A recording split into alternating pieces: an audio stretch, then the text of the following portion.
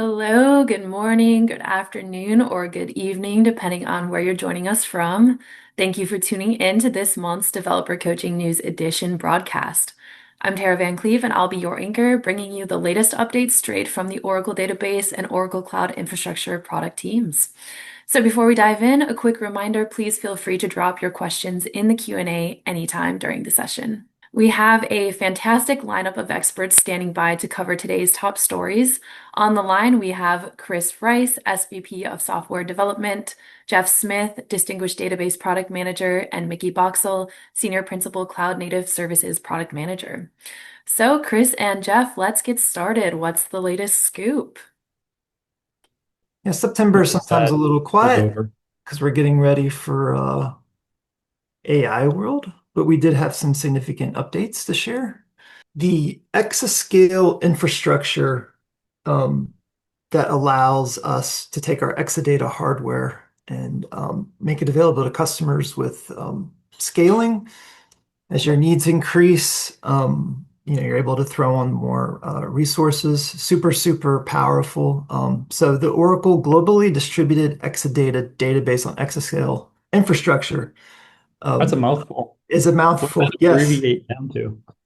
I don't like acronyms, but maybe we could use an action. There actually is an acronym on that one. You see the XS sometimes used to denote um, this new offering. But some of the nice things that it allows for, I can set up a database and have it automatically distribute the data across different regions. So if you have customers, or if you have projects, or if you have clients, or if you yourself need to be able to segregate your data in like a particular country or residence, for regulatory purposes, that's possible. If you need to have your data spread around so that if there's problems um, in a particular region and you're able to have failover or actually switch over with no downtime, that makes it super powerful as well. And it's serverless tech, so it's way less for you to take care of. And then multi-cloud or multi-cloud solutions for Oracle database. People have heard that we've brought our Oracle technology and taken it to Azure, to Google, to AWS, and we're continuing to invest in those solutions. So, for example, in Amazon Web Services, you can now take your dedicated autonomous services and have your backups sent to their S3. And in the Azure service, our Exadata database has native integration with their Azure Key Vault. So for transparent data encryption, the certificates, the keys necessary, you can manage those with Azure's Key Vault. And the crux there is in multi-cloud, the whole point is not just to toss the Oracle database over into the remote cloud, but to truly integrate it with the things that make sense. So if you've got a database running in AWS, probably want to do your backups locally, right? So you can, of course, back them up into OCI still, but you can optionally back it up into local S3. And same with TDE. You can use, Oracle, OCI, Vault, and whatnot for storing your keys. But if you're in Azure, you're probably already managing your keys in an Azure Vault. So we're trying to make that feel more and more native as we go. Get your best of both worlds situation going on. Um, Wherever you're running the autonomous databases, if in your console where you have the drop downs to get into our SQL worksheet or SQL Developer Web, you're also going to see a dialog there where you can generate connection strings for your applications. So make it easier to connect. Or you could do it from the command line with SQL CL, but you could also do it for your Python or your Java or JavaScript type apps. And this is one of the things where you guys can give us feedback, right? So the crux here is we want to make it as easy and fast as possible for developers to start working with the database. So one of the hurdles has always been, how do I write my hello world, my select, my connect string, all the properties, the wallets, right? There's a lot of possibilities on how to connect to the database. So we took that feedback and we brought it into OCI console into the cloud console so that when you're on that database and there's a button in the top that says database connection, and when you click on that box now, there's the obvious, here's how to get a wallet, here's what my connect strings look like. And then there's a drop-down box so that you can get an actual working snippet of Java or Node, JavaScript, or Python, or even just the command line to start SQL with the proper config for the wallet. So that you can literally go from creating, log into console, create an autonomous, I think it's like 30 seconds to 2 minutes last time I tried, somewhere in that range, so pretty quick to copy and paste this code, and then you're up and running. So I'll say I'll give all kinds of roundings up and say under 5 minutes you can be talking to a database that you just created. So if there's any other areas where anyone here, right? Jeff and I, you can find us pretty easily on social, or our emails are pretty easy to guess, or whatever, however you can reach us. If there's other examples where you hit friction on some of these services, or even on-prem, right? This isn't limited to OCI. Even on-prem, if you're hitting friction, just drop us a note and we can talk and see what makes sense to change, what makes sense to augment. Maybe there's features to be created. Maybe there's some usability we can do. We're open to minimizing this friction. Or, as everyone always asks, will this material be available afterwards? Yes, it gets thrown up on our Oracle Developers YouTube channel. And if you want to drop comments there, I will go take a look on that video and reply publicly as well. So we are pretty easy to find. Finally, I think one of our hidden gems, I'm trying to make it less hidden, our database tool service. This has been out for a few years now, but in Oracle Cloud Infrastructure, you can have an Oracle database running so many different ways, including now the new Oracle Globally Distributed Exadata database on exascale infrastructure. Um, Say we have that 5 times autonomous fast. solutions. We have the base service. You can throw an Oracle database into our Kubernetes technology. You could run it on a base. Sorry, you could run it on just a compute node. But interacting with these databases, that's where the fun is, right? So our database tool service allows you to define connection objects in OCI. And as these are now resources, you can use all of your security and access rules against those connections. And with those connections, you can do things like in the console screen, open SQL Developer Web, they're right in your console. So you can get a SQL worksheet, run queries, export the data to CSV. You can manage your users. You can drill around to performance reports and see what's going on in your instance. But these connections can be used for many other different things. Um, Chris, why don't you tell them what they can do if they're on the Apex side of the house and they're using Fusion? So a big use case is when you are a Fusion customer. The way to augment Fusion is basically you have to make an extra database where you track your extensions. And Fusion gives you a bunch of APIs to talk to Fusion. So if you want to talk to the Fusion expense API, the HCM APIs, whatever those APIs, they fully documented. I think I looked at the HCM REST APIs and there was around 414 or something. There was a lot.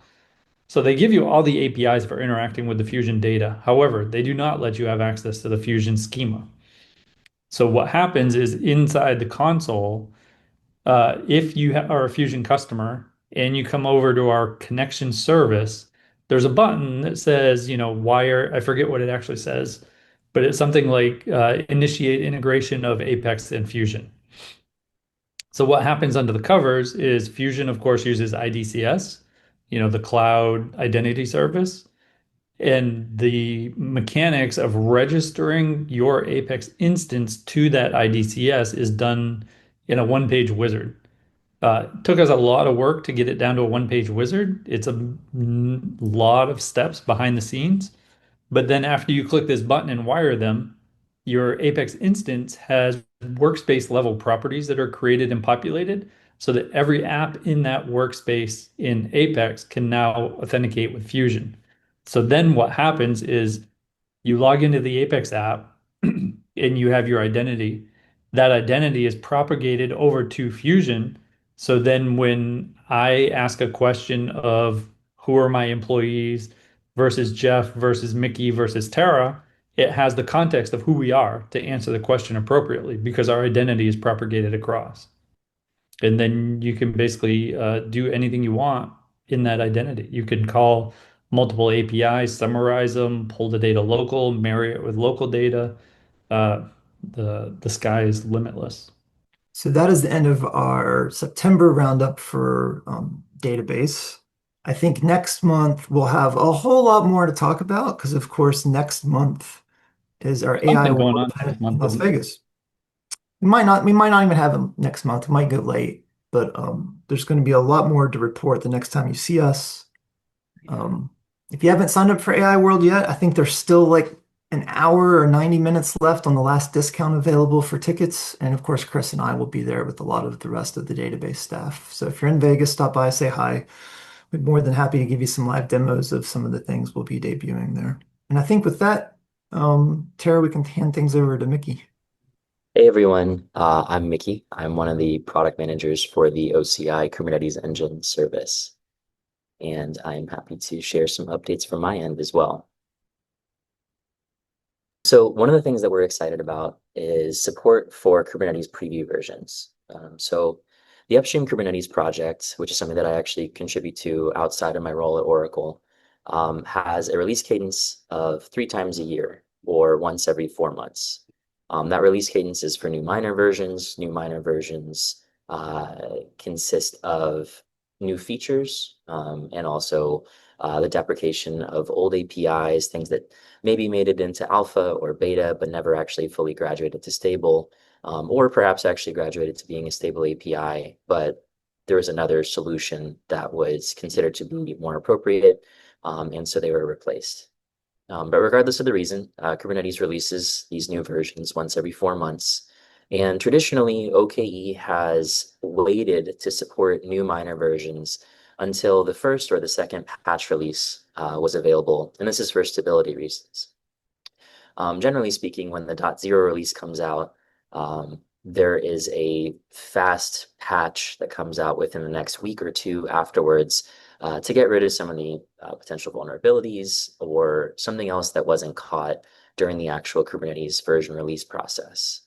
Um, while that is still a good idea, and we still encourage most of our customers to wait for that more stable version, the .1 or the .2 patch version to release, we had a number of customers come to us and say, hey, we understand that this is not production ready necessarily, not because of anything from the OKE side, but rather just because the upstream Kubernetes has not yet patched out these vulnerabilities.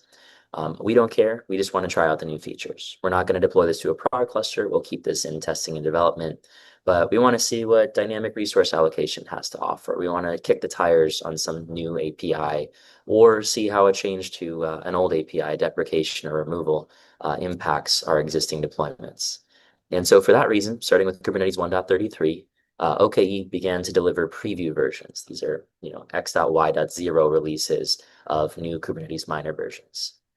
As I just mentioned, these are primarily suitable for early access testing and validation, and we encourage folks to wait for the .1 or the .2 release before shipping this to prod or deploying this to their prod environment. One feature that I'm very excited about that we released recently is node repair. The idea with node repair is that we're enabling our users to take action on software level and even hardware level node issues. It's important that customers be able to take action on node issues because worker nodes, the customer's data plane, are where workloads, containerized workloads, actually run on Kubernetes clusters. These are the compute instances with the container runtime and the kubelet on top of them, where containerized workloads are scheduled. And if there's an issue with that node, something preventing workloads from being scheduled, they're not very useful to you. And so it's important that you have the ability to actually take action to correct common issues. It's also worth mentioning that there are a lot of customers leveraging GPUs today, unsurprising because they're an important part of model training and model inferencing. And GPU instances, unfortunately, and this is just across the industry, are more prone to failure. There are issues like GPUs falling off the bus. Maybe there's problems with nickel configurations. There are things that can degrade the performance of your node or make it possible to not actually be functional altogether. And so for all these reasons and more, we wanted to enable customers, to empower customers to actually take corrective actions on those issues. These corrective actions can be applied both to managed nodes and self-managed nodes. Those are our two node types. One is created through our API, and the other one is created through Compute API, and then associated with an existing cluster. And these actions include the ability to reboot nodes, which effectively is just applying a power cycle to the node, turning it off and turning it on again, replacing the boot volume of the node with one that's exactly the same as the existing boot volume, but fresh, and that helps eliminate any sort of configuration drift. And then the other option is to actually just fully terminate and replace the node, taking the cattle not pets approach, and destroying the node and replacing it with one that's completely fresh. Something that we did that I thought was especially cool is we actually enabled customers to take these actions on the OKE API or on the OCI API through the Kubernetes API itself. So instead of having this sort of bifurcated user experience where you're using the OCI API for one thing and using the Kubernetes API for another thing, we actually deployed or enable customers to control this using Kubernetes custom resources, which allows you to take actions directly through the Kubernetes API. I should also say that the ability to take repair actions on worker nodes, this came about because of close partnerships with some of our largest bare metal and self-managed node customers, many of whom are really on the cutting edge of AI training and inferencing. One quote that I was very excited about when Brent sent it to us was that, this customer Reka AI, one of these AI model companies, was able to leverage boot volume replacement to address one of the issues they'd ran into their cluster, which in this case was configuration drift. And this helped them roll back to a golden image and kind of correct the drift in their environment. So it's great to see that folks are using this and already getting value out of it. A related feature that also shipped recently is non-destructive node cycling. So non-destructive node cycling, the reason I call it non-destructive is because OKE has had node cycling for a long time. And that node cycling effectively is the ability to orchestrate updates to worker nodes that are already deployed to your cluster. The original method of orchestrating those updates was what I call destructive. It basically required you to terminate existing worker nodes and replace them with new worker nodes. But now, leveraging a new feature from Compute, which is boot volume replacement, you can actually non-destructively update those worker nodes. That means you keep the same instance, the same OSID, and the only thing that's changing is you're swapping out the existing boot volume for a boot volume that's possessing new properties. And those properties could be a Kubernetes version, the host OS version, node metadata, cloud init, SSH keys, lots of different very critical components of worker nodes. And Mickey, Um, someone asked, I assume this is true. It keeps the same IP address as well, right? yes, it does keep the same IP address. Yep. And one thing that's also worth calling out is that what's very cool about this is we have a number of customers that are running in capacity constrained environments. For example, those in their own dedicated region cloud at customer who have, very limited amounts of compute available to them. And in their case, it can be challenging if you have different workloads that are vying for a limited amount of capacity. And since in this case, nodes do not need to be terminated and replaced in order to have these updates applied, that means that these customers, fortunately, uh, don't have to risk losing capacity for their workloads anytime they apply a termination and want to have a new instance come online. Also, this feature applies to both virtual machines and bare metal instances.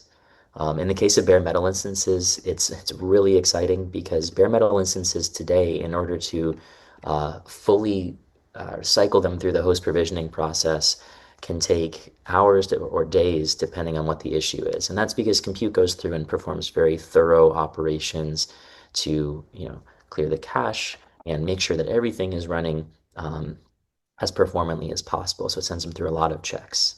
And this allows you to update bare metal instances in a manner that skips that whole process because in a lot of cases it's not relevant for what customers are trying to do. And it allows them to update them in a matter of minutes instead of hours or days. And when I say minutes, it's usually like somewhere between 7 and 15. And the other thing I wanted to call out is that these updates are Kubernetes aware. What that means is that when you scale down an instance, when you take action on an instance, you're doing so respecting things like pod disruption budgets, which are a common mechanism to help maintain the availability of your application. And they also factor things like max unavailable values, which allow users to specify the number of instances that they're comfortable with being offline at one time. Cool. Okay, so that is all that I wanted to share on my end. Let me see if there's anything from the Q&A I didn't cover. In the meantime, just wanted to say thank you again, everyone, for joining us. And if you enjoyed today's session, we'd love to hear your feedback on how you found it. And there will be a quick survey that pops up as you exit the Zoom. And you can also find our deeper dive sessions and our upcoming news edition sessions at oracle.com/developer/events.